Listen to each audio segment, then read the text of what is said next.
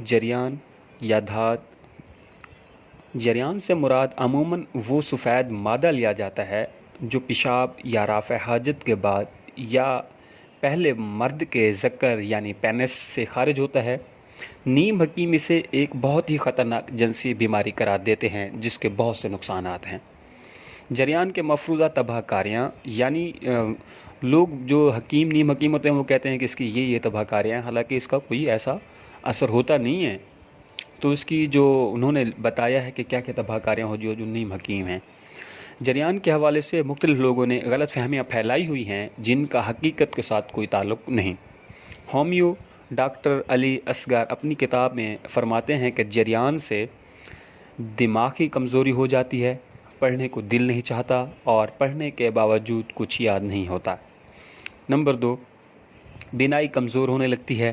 Number 3، اعصاب کمزور ہو جاتے ہیں، طرح طرح کے خوف طاری ہو جاتے ہیں، ذرا سی بات پر گھبراہٹ ہوتی ہے، دل دھڑکتا ہے اور آنکھوں کے آگے اندھیرا آ جاتا ہے۔ نمبر 4، چستی چالاکی ختم ہو جاتی ہے، چہرہ بے رونق ہو جاتا ہے، بدن سست اور کمزور ہونے لگتا ہے، ذرا سی محنت مشقت سے بدن تھک کر چور ہو جاتا ہے۔ نمبر 6، کسی کام کو دل نہیں چاہتا، ٹانگوں اور کمر میں درد ہونے لگتا ہے۔ نمبر 7، سستی اور اداسی چھا جاتی۔ نمبر 8، مزاج میں چڑچڑاپن پیدا ہو جاتا ہے۔ نمبر 9، احساس کمتری ہو جاتی ہے اور کسی سے آنکھ ملا کر بات کرنے کا حوصلہ نہیں رہتا۔ نمبر 10، مجلسوں میں جانے سے خوف سا محسوس ہوتا ہے۔ منی جوہر حیات ہے، اس کے ضائع ہونے سے زندگی کا چراغ ٹمٹمانے لگتا ہے اور اس کی روشنی کم ہونے لگتی ہے۔ یہ سب لغو ہیں۔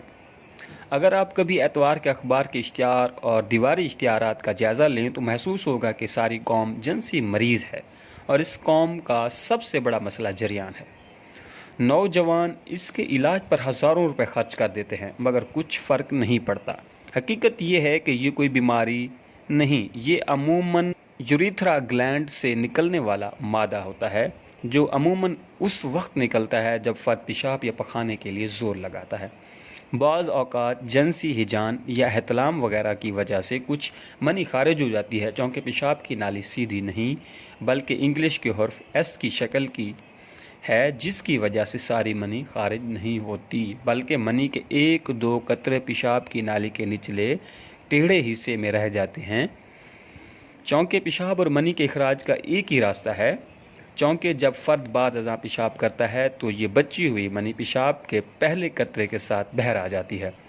ایک غریب نوجوان جریان کے علاج کے میرے پاس آیا۔ اس نے بتایا کہ اس بیماری کی وجہ سے وہ بہت کمزور ہو چکا ہے۔ اس سے پہلے وہ لاہور کے ایک مشہور ڈاکٹر سے علاج کرا چکا تھا۔ نوجوان نے کسی سے 30,000 روپے ادھار لے کر ڈاکٹر کو علاج کے لیے دیے مگر علاج سے فرق نہیں پڑا۔ میں نے نوجوان کو بتایا کہ یہ نہ کوئی بیماری ہے اور نہ ہی اس کا کوئی علاج ہے۔ میں نے اسے بتایا کہ وہ صرف اپنی سوچ کو بدل لے کہ جریان کوئی بیماری نہیں اور نہ ہی اس کا کوئی نقصان ہے۔ کچھ عرصے بعد نوجوان نے مجھے بتایا کہ مسئلہ تو اب بھی موجود ہے مگر اب اسے کمزوری نہیں۔ میڈیکل نقطہ نظر سے اس نام نہاد جریان کی کوئی اہمیت نہیں اور نہ ہی یہ کسی بیماری یا کمزوری کی علامت ہے اور اس کے علاج کی کوئی ضرورت نہیں، کیونکہ یہ ایک فطری عمل پروسیس ہے۔ اگر آپ نے ابھی تک ہمارے چینل انفو ایجوکیشن کو سبسکرائب نہیں کیا تو آپ اس کو برائے مہربانی سبسکرائب کر دیں اور بیل کو آل پہ کر دیں اور ساری ویڈیو کو واچ